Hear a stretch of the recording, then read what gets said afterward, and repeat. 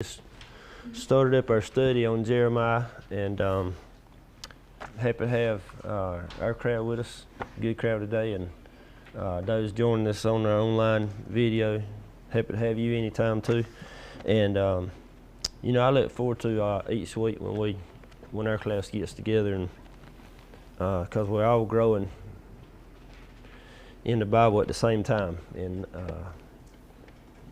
each week that we learn, if it's one little thing, we're getting better and closer. And the day's lesson is going to be kind of a reminder to us of why we're in this room right now, why we come each week. And so I started out with a question: Have you ever thought about something in the past that you wish you could have that success back again? There was a success there that was good, and you said, man, what'd I do to mess that little good thing up, whatever that was, and wish you could have that shot again. And you say, well, how did I get from there to down to away from that, whatever that was? Maybe it was a good business move, maybe it was a friendship, whatever. And we're so easy to forget about God. Man, it's easy. And we get it every day and go through the day just flying through life. Kids to school, got to get to work, chores to do at home, tasks, we've got this long list of to-dos, and I got to get that done before I'm through with my day. And if we're not careful, we'll get to the end of the day and it'll hit us. I ain't thank God 1 second today. I hadn't even stopped for 5 minutes to just say, help me through the day. Instead, we just run through it on our own.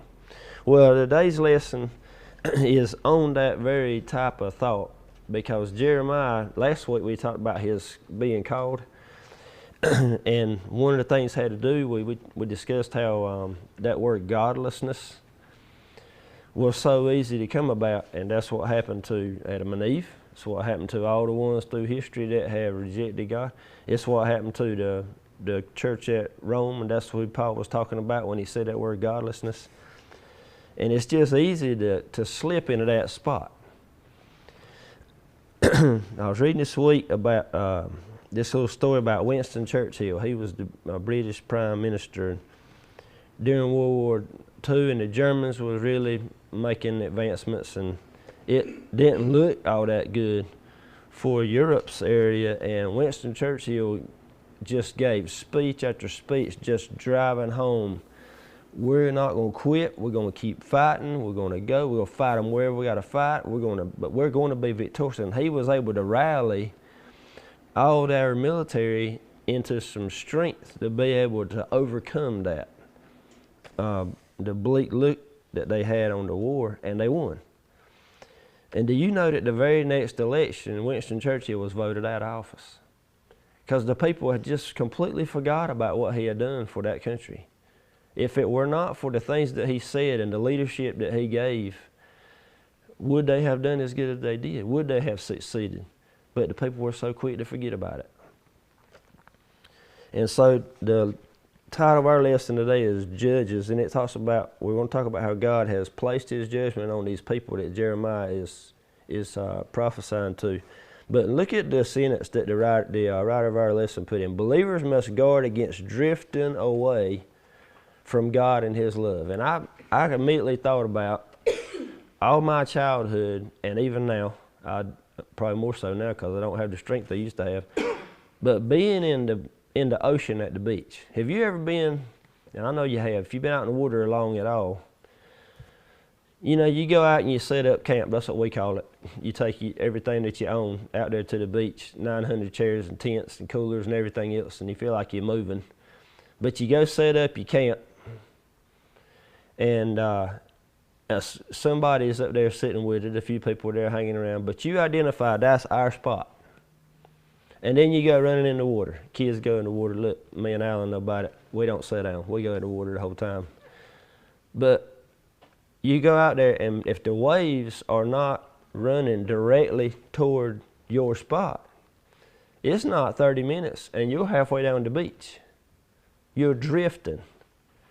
And you don't know it because you're out there playing in the water.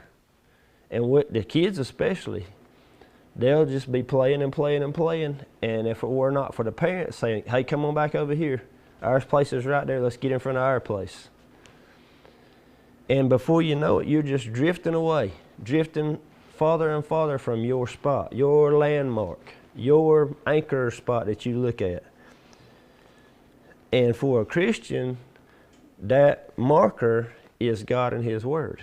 And if we're not careful to look up after every wave and look, hey, am I at my mark? I'm going to drift away from it. So we're going to be looking at that kind of thing today, thinking about that sort of thing. I remember one time we went fishing in the inlet. And one thing you don't do in the inlet too much is anchor, because you ain't going to stay there. Your anchor drops in the sand and the boat's going back and forth because the waves are rolling in. You see the water from the ocean is meeting up with the sound, and it's just rough as can be. You don't anchor there, because if you try, you're just going to get pushed all different directions. It's not going to happen. That anchor's not right. You got to get in a place where you can anchor down and stay. So these things we'll be thinking about today. Jeremiah had reminded these people how they followed God through the wilderness. He's going to reflect back from the words of God and tell them, you're going to have to think back to your ancestors and what they went through coming through the wilderness. And so we're going to start right with verse 1 in chapter 2. And so we'll think about a couple of things today. Remembering, forgetting, and trading or exchanging. So verse 1, he says, the word of the Lord came to me. And he's making an announcement. This is not my thoughts, not my words. This is straight from God. Almost every prophet would say that. The word of the Lord came to me, or the Lord put these words on my tongue, or I spoke the words that the Lord said to me. And he said, go and announce directly to Jerusalem that this is what the Lord says. So he's giving him a message, and he's the messenger. And they didn't like the message. And because they didn't like the message, they hated the messenger. I forget his name. I'll remember in a minute. Pastor said, if you don't like what I'm saying, don't take it up with me. Take it up with God. I'm just Adrian Rogers. Sorry, just got it. It left me for a minute. But he said, if you don't like what I'm saying, don't take it up with me. Take it up with God. I'm just a paper boy delivering the papers. And so here he's saying to Jeremiah, say, you go and tell these people this. You're the message. I want you to say this exact thing. And look what he tells him. I remember the loyalty of your youth, your love as a bride, how you followed me in the wilderness in a land not sown. Now there's a lot there. Because what he's referring to is that time when God led the people out of Egypt. Remember, they were in slavery for 430 so years in Egypt. And then when they left, Moses led them out and they crossed the Red Sea. And they run away, and the Red Sea parts. They walk across on dry ground, water comes back, Pharaoh's army is destroyed. And they're on the other side victorious, but there's a problem. They're in the wilderness now. And so he says, I remember how loyal you were then. Now they grumbled at Moses and everything, but they stuck with God. They didn't all bolt and go back across the Red Sea. They were there with him. And so that time period where they were with him, they were totally dependent on him. That's something else to think about through this whole story, is how when we're dependent on God, we definitely learn how to be loyal to God. And I thought about a parent and a kid through this whole lesson, and how when children are small, they're completely relying on their parent to keep them out of trouble, to make sure they got what they need, the food, to make sure that they're clean, to make sure they have the clothes they need, all those kinds of things. And he says, you were loyal. I remember the loyalty of your youth. He's talking about that first group that came out of Egypt. Your love as a bride. So now he's referring to a marriage, how like when a marriage is fresh and new, and that the marriage, the bride there is loyal, and the love is fresh, and how they honor one another. Look, he says, how you followed me in the wilderness. You remember God put the cloud and the fire to guide them? They followed that. If that cloud moved, they followed it. whenever it stopped, they'd set up camp again. And the minute it moved, they'd follow him again. And it's how you follow me in that wilderness in a land not sown, which means that land was so barren there was no food. Remember, they were complaining all the time. We don't have anything to eat. We don't have anything to drink. We'd have been better off to stay in Egypt because at least we ate good. We were their slaves. We didn't have any freedom, but we could eat anything we want and we had plenty to drink. And here we are in the wilderness, and God was teaching them a lesson. And the lesson was, when you don't have anything in your eyes, you really have everything with me. That's the same lesson that we have to teach as parents to our kids, I think, is that you don't need what is out there. You just need what I can tell you really need. You know, look at all the things that, I lost to raising kids that Ryan ain't there yet, but you're raising your kids, you say, I know what's out there because I've been through there. And I don't want you to be in a mess by getting into stuff that's out there. So I'm going to show you and teach you the real things that you really need. And that's what God was going to say. The only way I can teach you this is to put you in a place where you don't have anything. Then you know what you really need, because that's what I'm going to give you. And remember, there wasn't any food. There wasn't any fertile land. There wasn't anything to eat. So he fed them manna. And the thing that is amazing when you go through this whole story in your mind, and we'll read a little bit out of Deuteronomy in a second, but remembering that story, that all those years they were in the wilderness, is that God didn't miss one day feeding them manna. They got sick of it, but he fed them every day. And I think that's why whenever we hear Jesus' prayer, when he says, give us this day our daily bread, it don't say give us this day our daily steak. It's give us the what we need. Give us the nutrition that you say is for us to survive. And so in the land not sown, there was no food. So this young generation was about to go into Canaan, and God provided for them. And he says, I remember the loyalty that you had then. It was there. And remember whenever they were about to go into Canaan, and they sent the spies, and only 2 come back and said, yeah, we can do it. The rest of them said no. The only 2 people out of that entire generation that got to go into the promised land was those 2 spies. Everybody else lacked the faith to do it, and they all had to live in that wilderness until they died. Their children were allowed to go. That next generation were allowed to go. The ones that were under 40 years old, they were allowed to go. They were going to be the new crop of people to go in. So then verse 3, Israel was holy to the Lord, the first fruits of his harvest. All who ate of it found themselves guilty. Disaster came on them, and this is the Lord's declaration. So he's saying, that was my first crop. That was my first people, the first fruits. And God said, this is my holy treasure. I prepared this people to go into the promised land. This is the group that I promised to Abraham and Isaac and Jacob. That's the group that's going to go. And it says, all who ate of it found themselves guilty. Now here he's talking about the enemies.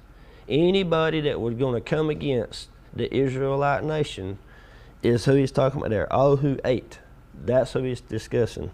They found themselves guilty, because if you were going to mess with anybody, you didn't mess with God's people. The Israelite nation was God's chosen nation to be the line to Christ, remember? And so he was going to protect them. And any of these other nations that were pagan nations that came in their way, they were going to pay the price for it. And here he says, this is the Lord's declaration, which means it's going to be this way. He said so.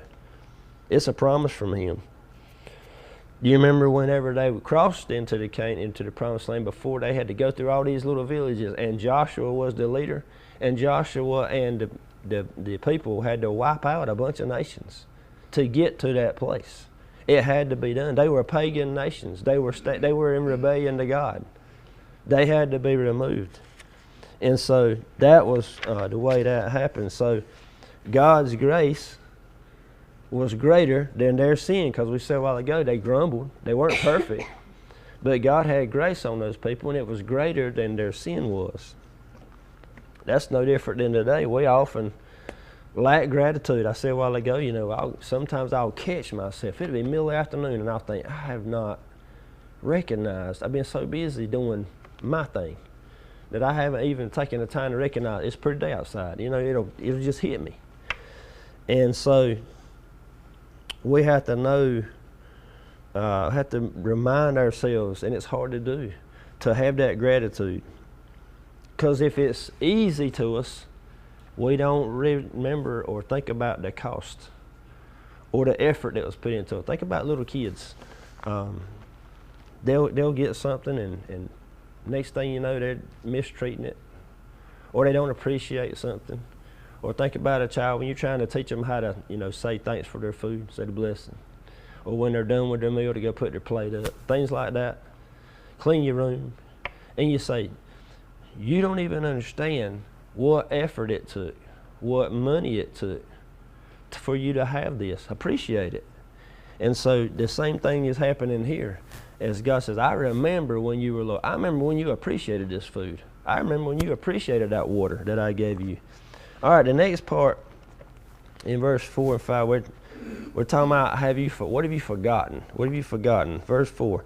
And in this section, I was mentioning it earlier before we started, we'll think about this thing there's something called the shiny object syndrome. And it's where, boy, America's got it bad. The next shiny thing, everybody's got to have it, no matter what. Think about it.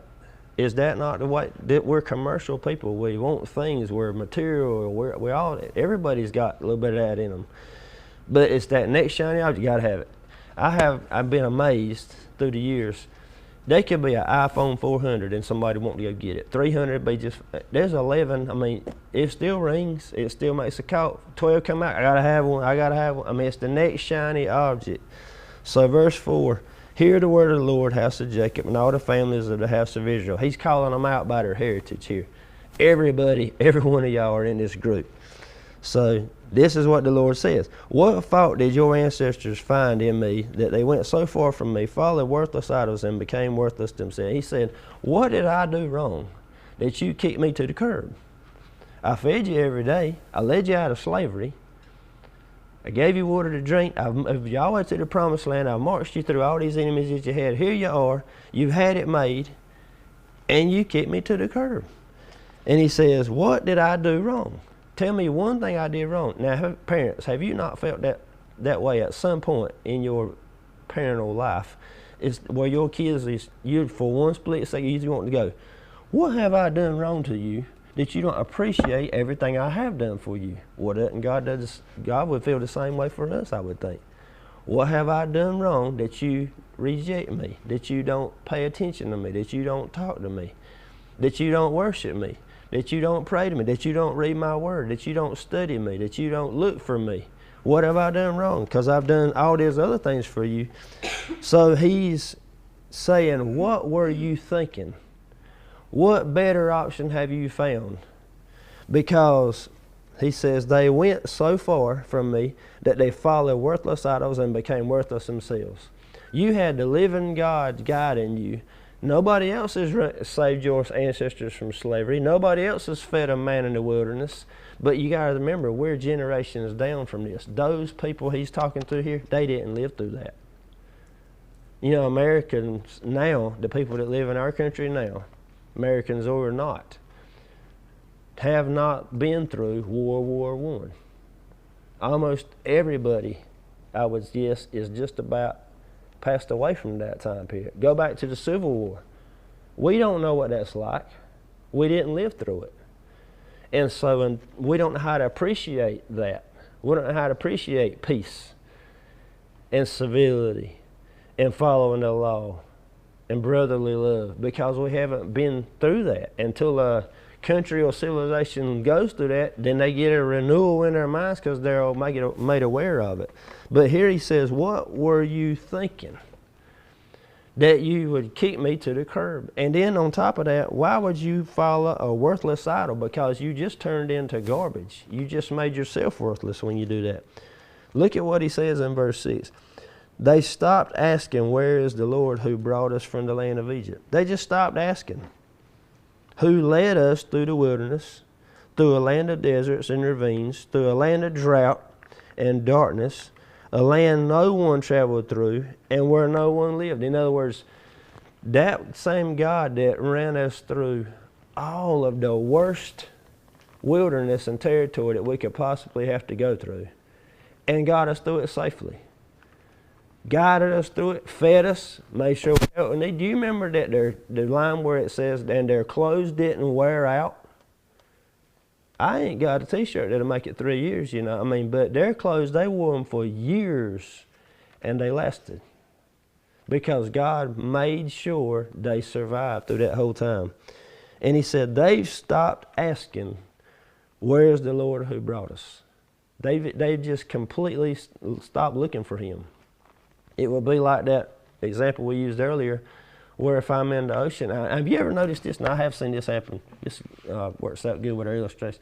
I've seen a guy, people will be out in the ocean. We talked about drifting earlier.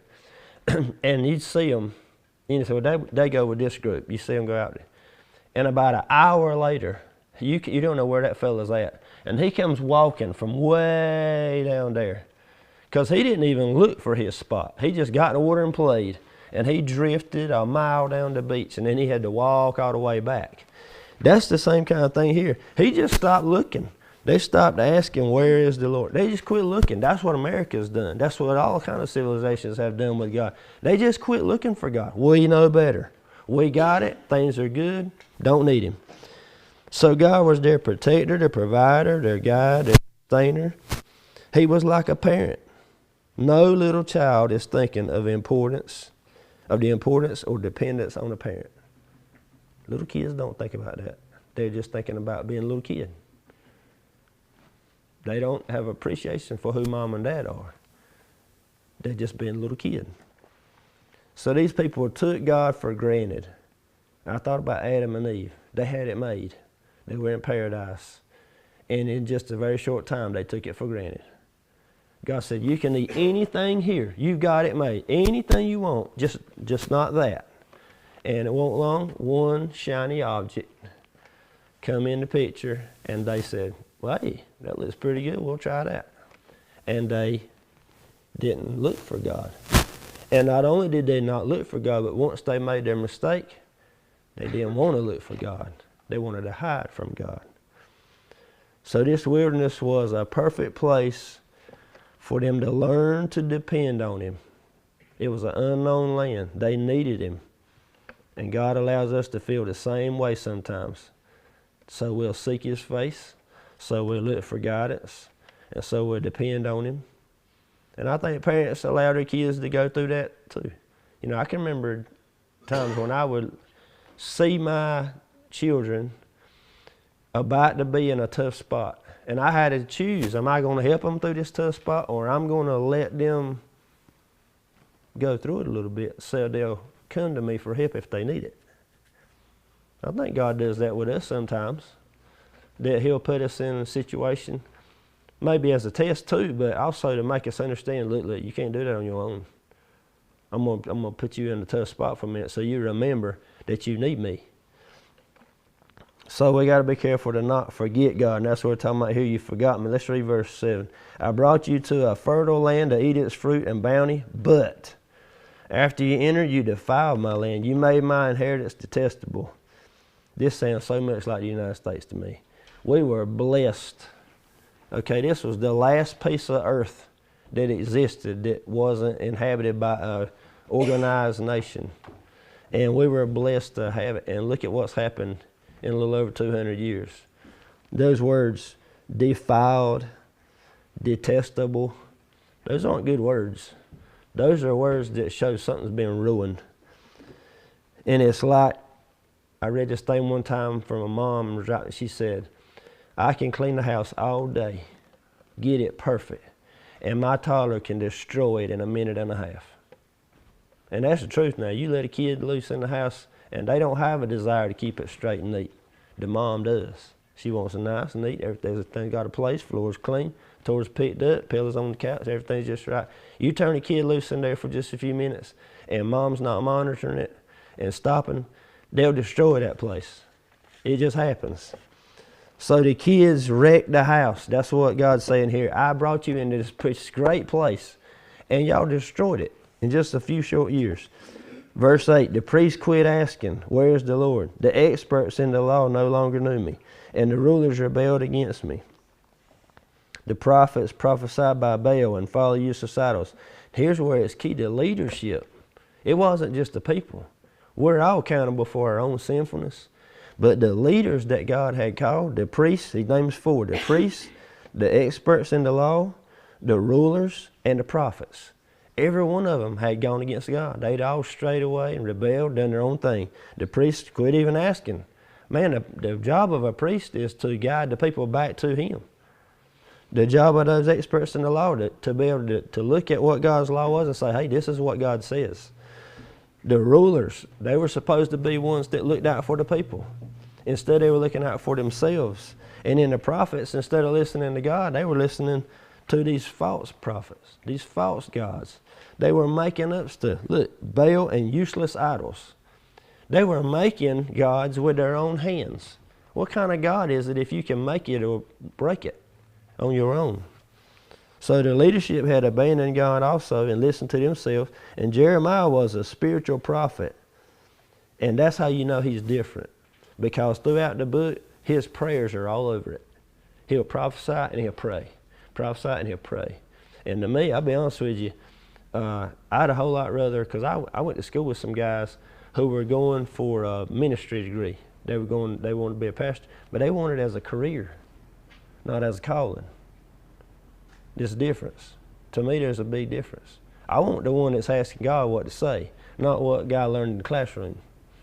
I want the one that's prayed at night, not just one that studied what some author wrote about something or a professor wrote about this topic.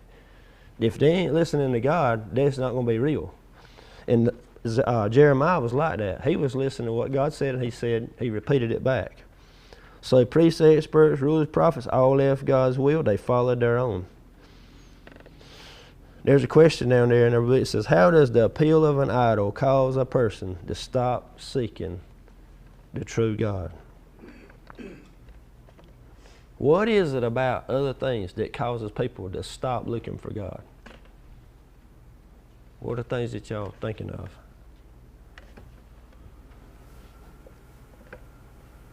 And it can be anything. Everything's going well for people. It's pretty easy for them to be like, hey, I've got this on, everything's good. Mm-hmm. Don't think about it. Yeah, that's true. If it's all going right, you don't feel a need, I guess. But isn't Satan so good at making something attractive? He just is. He's good at making, for young people, making partying and all kinds of other things so attractive that they jump ship from God.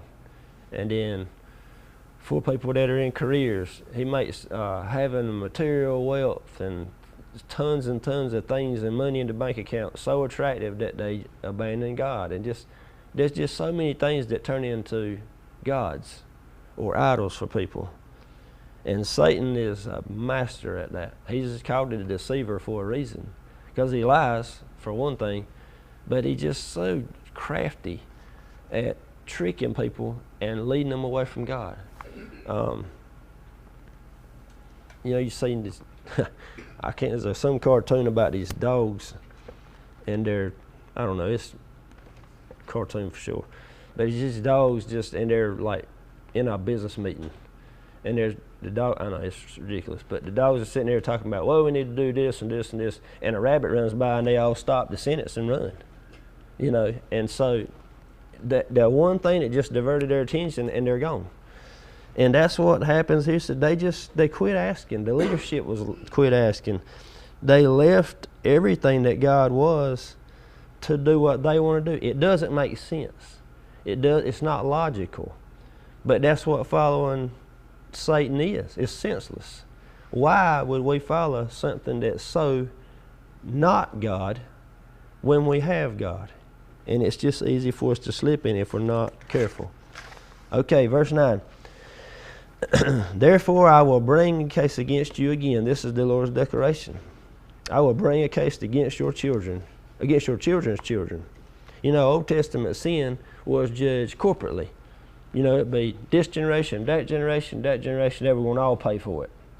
In the New Testament, that changes because all of our sins judged individually. We're each accountable for it in our own way because Jesus changed things. Verse 10, cross over the coast of Cyprus and take a look. Send someone to Kedar and consider carefully, see if there has ever been anything like this. So he's saying, you go look over there at how they act. Go take a look. Go examine those people. Consider carefully. You think about it once you see it. And look what he says in verse 11. Has a nation ever exchanged its gods? But they were not gods. Yet my people have exchanged their glory, capital G, for useless idols. And what he's saying is, go look at those pagan nations next to you. They follow their gods. They never leave their gods. And they're not real gods. And I'm the real God, and y'all leave me in a heartbeat. And he's showing them how ludicrous it is for them to make the decisions they're making. It's a bad trade. Have you ever made a bad trade before? Maybe as a kid? I'm going to tell you about a bad trade. I've heard about this before, but I went and looked it up. In 1920, the owner of the Boston Red Sox traded away Babe Ruth to the New York Yankees for $125,000 because he wanted to put on a Broadway production and he didn't have quite enough money to do it. The Broadway production wound up being a net loss, and Babe Ruth went on to be the best Yankee that's ever played baseball. That was a bad trade. He had something that was a jackpot right there in his hands, and he let it all go for something that he wanted that was not smart. So God says, look at what they have done. They've exchanged glory. They had it all for useless idols. So this is like when we look at our kids and say, you think about this decision before you make it, because you've got this and you're about to make the decision to do this. And we're them kind of give them advice, say, look, this is not a good idea, but it's your choice. And that's kind of what, and boy, don't have to do that with teenagers when they get smarter than we are. That's what you have to go through for a few years. And he's saying, you think about it, because is it worth it? You need to ponder on it. But nope, they wanted to be like everybody else. All these other nations had more than one God. We want to do the same thing. And so that's what they did. Verse 12, be appalled at this, heavens. Be shocked and utterly destroyed. This is the Lord's declaration. For my people have committed a double evil. And he's saying you ought to be disgusted by what you're seeing.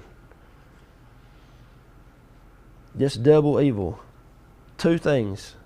They've abandoned me, and they've dug cisterns for themselves. And we're going to discuss this cistern thing in a minute, but let's go with abandon me first. The fountain of living water. They've abandoned me, the fountain of living water. You remember when they were in the wilderness and didn't have any water, and then they struck the rock, they stick against the rock, and water come out of the rock? That was running, living water. And God said, I'm providing the water for you. When you don't have it, I'm giving it to you.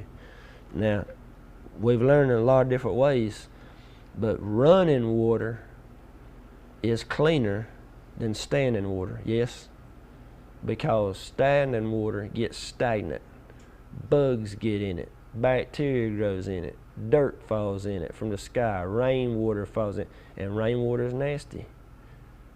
And so they have abandoned me, a fountain of living water. Man, I a whole lot rather drink that water that's running, because that running water, it's being cleaned. As it's running, all those impurities, they don't have a chance to get in and stay.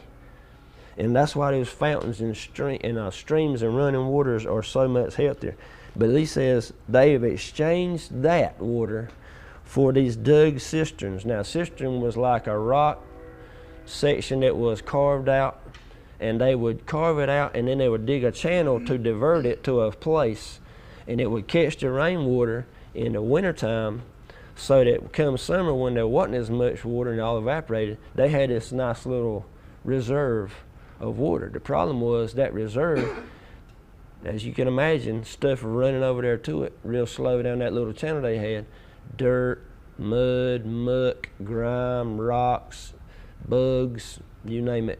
And that water would sit, and it wasn't as fresh. and it wasn't as healthy, and it wasn't as good. And then, not only that, if there was any kind of movement in the earth, or that thing wanting water sealed tight, it would crack, and that old water would run all out. And they'd get ready to use it, and there wasn't anything there. And he says, David abandoned me, and they dug cisterns. Not only did they kick me to the curb, they went to something that wasn't any good. They had the best alternative, and they abandoned it for the least good alternative. And so the least desirable thing, the cracked cisterns cannot even hold water. And he's saying, you had me, and you went to these other gods that can't give you anything. And mankind has done that over and over and over. And think about whenever the people would run to Baal, when we were studying Kings, when those 10 tribes went, and they went and started worshiping other gods. And Baal was one of them. And all these prophets are having to tell them, look at the mistakes that people are making over and over and over again, just by forgetting God and exchanging Him for other things that's not God. So, I thought about these 4 things. How do we keep from drifting away then? If that's the message here today, is to avoid drifting away from God. And for me, it's making sure I keep my eye on my mark. When I'm in the water and I'm looking at my seat on the beach, that's my God. I'm looking out saying, okay, if I'm in life in the waves, I got to make sure I keep looking back and find my spot. Make sure I'm in front of my place where I'm supposed to be. And that's prayer every day. And you don't have to be hour-long prayers, y'all. I mean, I might say 10 prayers a day. Some days I might say 25. Some days I might say 3. It's just remembering God and looking for Him wherever I am, and say in the morning saying, Lord, help me through this day to just live for You the best way I know how. Be with my family, protect my friends, be with our church, all those that need You. I'd say it might last 2 minutes. Sometimes I got 5 minutes. Sometimes it may 30 seconds. And then through the day, somebody pop in my head. Vicky this week popped in my head one day. Lord, I hope she's having a good day. I hope she's in no pain. If she is, relieve it right now. In Your name, amen. And those kinds of things, just prayers through the day. And one at night, thank You for today. We had a good day, appreciate it. You helping us through this day. We got gratitude for what You've done for us. And then on Sunday mornings, getting up and going, thank You, Lord, for blessing us a whole week. Another week, every day. This morning I happened to, I think God does things on purpose for you, but the way our bed is in our bedroom, my side of the bed, I like sleeping my face to the outside, and I wake up, and when I wake up, I'm on the side of the bed that faces the window, and the sun rises on my side. And when it's a cloudy morning, it don't hit me as hard. It's like, okay, it's morning. But when it's a sunshine morning, it peeks through those trees and it gets my attention. And I'm telling you, every time that happens, the first thing I think about is, man, God is something that He can make that. And there it is again. It was there yesterday. It's there again. He did it again. He made that sun pop up just like He did all these other days before. He did it again. And it's my reminders. And so looking for that. So prayer through the day, reading God's Word. Some people say, well, I pray, but He don't say nothing back to me. He tells us things through His Word. That's Him talking back to us. He's given us the Bible for that very reason, so that if we want to know what He says about something, there it is. It's been in His history. It's been through the people of the world who lived in that time that wrote down the things He said to write down. Those are His words back to us. And when we read it, I can read it, Perry can read it, Bergen can read it, Kevin and Stephen can read it. We'll all get something different because of what's going on in our life at that time. Friends that we have, people we're associated with, our circumstances, whatever it is. And that's how I believe God speaks back to us. So reading His Word is a way. Looking for Him daily. I mentioned seeing the sun, but if you just rode down the road, you can't, wait a minute, that cornfield wasn't there last week. And there's growing, look at that corn. Or go by, somebody's planting sunflowers in that whole field. You ever done that before? Yesterday I rode by, they were baling wheat straws. Big old round bales, and I love when they get done, those round bales just sitting everywhere. It's just pretty. And so seeing things, looking for God, and then being with other Christians. I mentioned that at the beginning of our lesson. This is good for us. This is why we're here. Because this that we're a part of and this church group that we're in, it's our other reminder. because I know that you need God, and you need God, and you need God, and I need God. And this is our reminder by being with other people that need God just as much as we do. And we're all calling on Him the same way, and we all need to be reminded. And by talking to one another and seeing one another's lives, we're reminded that we all have to have Him, that He is our source, that He's the thing we better not forget. And so for us, and Jeremiah's trying to tell them, don't forget how you got what you got. I was listening to Tony Evans yesterday, and he said, you know, you get somewhere and you had a bicycle, and next thing you know, you accomplished enough and you got a small car. He said it might couldn't make it 10 miles, but you had it. He said, and you worked, and God blessed you some more, and then you got a nicer car. He said, and before long you had 2 cars. He said, then you had a garage to park your car in. He said, if you ain't careful, you'll forget that God was the one that gave you every one of them, and you'll start thinking that you were the one that got all those cars, that got the garage. And he said, you better be careful that you don't forget. Now, we're going to wrap it real quick. They're not coming in on us yet. Because I want to read chapter 8 out of Deuteronomy. We don't have to read the whole thing, but we're going to be able to. Because listen to the words of carefully and remember and don't forget. So Deuteronomy chapter 8, and this one he's talking to them saying, you're fixing to go through something. Don't forget me. Watch, he says, carefully follow every command I am giving you today, so that you may live and increase and may enter and take possession of the land the Lord swore to your fathers. Remember that the Lord your God led you on the entire journey these 40 years in the wilderness, so that He might humble you and test you to know what was in your heart, whether or not you would keep His commands. He humbled you by letting you go hungry, then He gave you manna to eat, which you and your fathers had not known, so that you might learn that a man does not live on bread alone, but on every word that comes from the mouth of God. Your clothing did not wear out, and your feet did not swell these 40 years. Keep in mind that the Lord your God has been disciplining you just as a man disciplines his son. So keep the commands of the Lord your God by walking in His ways and fearing Him.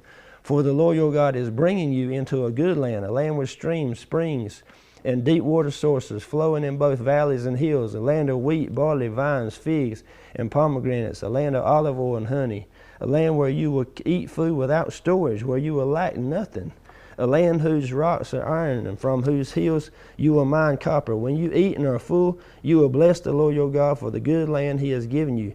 Watch this, 11. Be careful that you don't forget the Lord your God by failing to keep His commands, ordinances, and statutes that I am giving you today. When you eat and are full, and build beautiful houses to live in, and your herds and flocks grow large, and your silver and gold multiply, and everything else you have increases, be careful that your heart doesn't become proud, and you don't forget the Lord your God, who brought you out of the land of Egypt, out of the place of slavery. He led you through the great and terrible wilderness with His poisonous snakes and scorpions, a thirsty land where there was no water. He brought water out of the flint rock for you. He fed you in the wilderness of manna, which your fathers had not known, in order to humble and test you, so that in the end He might cause you to prosper. You may say to yourself, my power and my ability have gained this wealth from me. But remember, the Lord your God gives you the power to gain wealth in order to confirm His covenant He swore to your fathers as it is today. If you ever forget, watch this, if you ever forget the Lord your God and follow other gods to serve them and bow in worship to them, I testify against you today that you will perish. Like the nations the Lord is about to destroy before you, you will perish if you do not obey the Lord your God. And this is way before this time when Jeremiah's talking. This promise God's made saying, I've given you everything. Just don't forget about me. Remember me. Remember where everything came from. And I'll keep blessing you. But if you turn your back on me, you're going to go down.